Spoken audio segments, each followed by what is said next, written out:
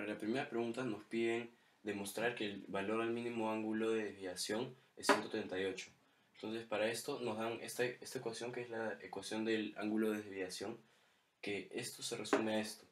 De ahí nos dan la ley de Snell, que es esta de acá. Entonces acá podemos despejar beta para reemplazarla en la fórmula anterior. Entonces tenemos que beta es esto aquí. Entonces lo reemplazamos en la fórmula del ángulo de desviación para demostrar que 138 es el mínimo. Y una vez que tengamos esta fórmula, tenemos que derivarla para encontrar el mínimo. Entonces la derivada de esta está acá, como se puede ver, y simplificándola nos sale esto. Una vez que tenemos la fórmula de la derivada, la igualamos a 0 para sacar el mínimo, y de ahí lo único que tenemos que hacer es despejar y encontrar el ángulo alfa. Entonces acá lo vamos despejando, acá reemplazamos seno al cuadrado por 1 menos coseno al cuadrado, nos va saliendo esto, cancelamos los 16 y después nos sale que coseno al cuadrado es la raíz de 7 sobre 27, sacamos el arco coseno a esto para encontrar alfa y nos sale que alfa es 59.4. Si lo reemplazamos en la fórmula del ángulo de desviación, nos sale que verdaderamente es 138. Para el problema 2 nos piden que encontremos el ángulo de la ubicación de color rojo y violeta. En el problema 1 habíamos sacado el ángulo de la ubicación general del arco iris principal, pero acá nos dicen que cada color tiene un índice de refracción diferente. Entonces, el índice de refracción en la ley de Snell es K. Entonces, en este caso no reemplazamos K por ningún valor y hacemos el mismo proceso de derivar la ecuación del ángulo de desviación, y entonces nos sale esta ecuación que ya es la simplificada una vez que el alfa está despejado. Nos dicen que K para el color rojo es 1,3318. Entonces reemplazamos K en esta fórmula y nos sale 1,038. Entonces para encontrar el ángulo al cual el color rojo se encuentra, hacemos pi menos reemplazamos 1,038 en la fórmula anterior y nos sale que el ángulo para el color rojo es 42,3. Y ahora para el color violeta nos dan que el K es 1,3495. Entonces hacemos el mismo proceso que la vez anterior y lo reemplazamos con esta fórmula y nos sale que es 1,026 radianes. Entonces para pasarlo a grados, pi menos 1,026 reemplazado en la fórmula de desviación, del ángulo de desviación, nos sale que el ángulo de desviación de violeta es 40,6. Para el problema 3 nos piden que encontremos la relación del diagrama anterior entre los ángulos de desviación. Entonces tenemos que comprobar que esta es la relación y estos son la desviación de cada uno de los ángulos. Entonces si lo sumas todo nos da esto, que por ende simplificado nos da esto. De ahí reemplazamos el beta para encontrar el ángulo de desviación mínimo, y acá igual que en los problemas pasados usamos la ley de Snell para despejar beta y nos sale esta fórmula. Entonces reemplazamos beta y después tenemos que derivar esa función. Entonces la función derivada nos sale esta aquí, y ahí para despejar el coseno de alfa, que es lo que nos están pidiendo que demostremos, lo reemplazamos y simplificamos para encontrar el coseno de alfa, que nos da esto. De ahí nos piden que reemplacemos K con 4/3 en esta ecuación que hemos sacado. Entonces la reemplazamos para encontrar el ángulo de desviación y nos sale 1,254 radianes. Entonces cuando lo reemplazamos en la fórmula de desviación sale 231 grados. Pero esto va en contra del sentido del reloj y el arcoíris nos han dicho que el ángulo es en sentido del reloj. Entonces tenemos que hacer 360 menos 231, que nos da el ángulo de 129, que esto es lo mismo que 2pi menos el ángulo menos la ecuación de desviación del ángulo. Entonces para el arcoíris secundario tenemos que es 180 menos el ángulo del arcoíris, el ángulo de desviación del arcoíris, y nos da 51, o también de la relación que hemos sacado acá. En el arcoíris principal, el ángulo de arcoíris disminuía mientras la K incrementaba, así que los colores están ordenados de arriba hacia abajo en orden ascendiente de K. En el arcoíris secundario, el ángulo del arcoíris incrementaba mientras la K aumentaba. Así esto lo podemos ver comparando el color rojo con que tiene un K de 1,3318, lo reemplazamos en esta fórmula y nos sale este ángulo de desviación. Y para el color violeta, que son los dos colores que ya nos han dado el índice de refracción antes, y para violeta nos sale que el ángulo sale 53,6. Entonces Así que el ángulo de arco iris es mayor para los colores con índices de refracción mayores. Los colores aparecen de abajo hacia arriba en orden de cada ascendiente y al revés que para el arco iris principal. Profesor, mi nombre es Bruno de la Cruz y a mí me ha tocado el problema de aplicativos de dónde sentarse en el cine. Ya. En este problema nos dan esta gráfica que dice que la altura de la pantalla es de 25 pies. La distancia de la pantalla al suelo es de 10 pies. Desde la pantalla para donde están los asientos es de 9 pies.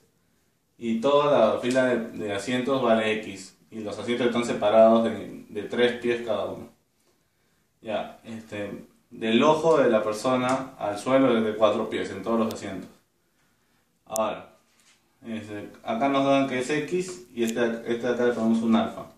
Entonces acá sería X seno de alfa y este lado sería X coseno de alfa. Acá como es X seno de alfa y acá es 4 pies se suman y todo esto sería. Pero esta parte sería X seno de alfa más 4 menos 10. Y todo esto es 25. Menos esto, menos este lado sería 25 menos X seno de alfa menos 4 más 10. Ahora en la pregunta 1 nos dice que confirmemos esto. Teta es igual a arco coseno de a al cuadrado más b al cuadrado menos 625 sobre 2ab. Dándonos a al cuadrado y b al cuadrado. A al cuadrado es 9 más x coseno de alfa al cuadrado más 31 menos x seno de alfa al cuadrado. Y b al cuadrado es 9 más x coseno de alfa al cuadrado más x seno de alfa menos 6 al cuadrado. Así que por Pitágoras, acá digamos a al cuadrado es igual a 25 menos x seno de alfa menos 4 más 10 más al cuadrado más esto que sería 9 pies más x coseno de alfa al cuadrado, que nos sale lo mismo que es. Igual que b, sería este lado por este lado al cuadrado más este al cuadrado igual a este al cuadrado. Y nos sale igual que el que nos dice.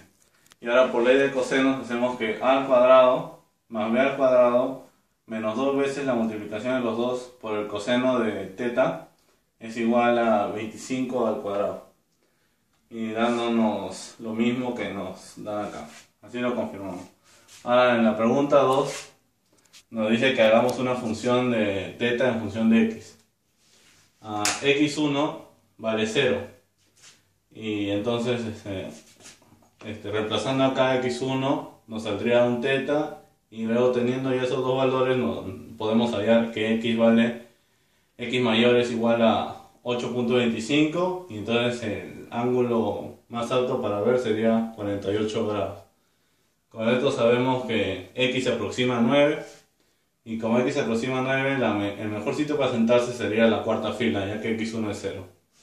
En la pregunta 3 nos dice graficar la derivada de teta en función de x. Aquí está. Y nos dice hallar el valor numérico promedio cuando teta es de 0 a 60. Tenemos que resolver esta integral de 1 sobre 60 por integral de teta de x, diferencial de x, de 0 a 60. X nos sale 0.625 y teta 36 grados.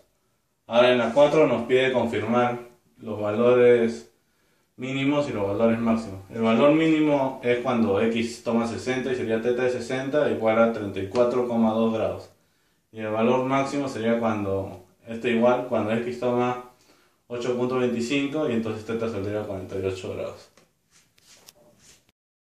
Bueno, a mí me tocó hacer el problema de transición de la forma una lata. Bueno, en la primera parte nos pide que la tapa tomara esta forma. Bueno, igual calculamos el área de un cilindro que es en esta función y su volumen. Luego reemplazamos el área de la tapa por el cuadrado que se nos da. Y también en la fórmula del área reemplazamos, dejamos la altura de la fórmula del volumen y lo reemplazamos en esa fórmula. Luego, resolviendo la fórmula, nos queda esto, lo cual lo derivamos y nos sale esta función. Y al sacar la segunda derivada podemos hallar su valor mínimo.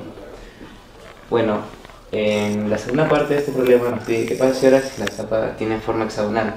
Bueno, hacemos lo mismo, hallamos primero su radio, bueno, en este caso tomé la poteamos como si fuera su radio y de ahí despejé, usando triángulos notables pude hallar el largo de su lado, de ahí hallé el área en sí del triángulo y lo multipliqué por 6 para hallar el área total del hexágono.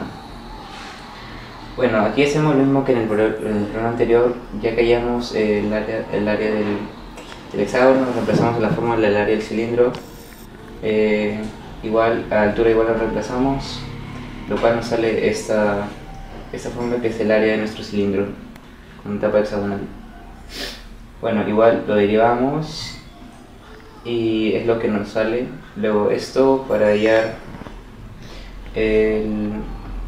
lo que nos pedía en el ejercicio, que era comprobar si nos salía esto. Bueno, igual reemplazamos, despejamos, reemplazamos volumen y vemos que sí nos sale lo que nos pedía. Luego otra vez sacamos la segunda derivada para poder hallar su valor mínimo. Ya, gracias.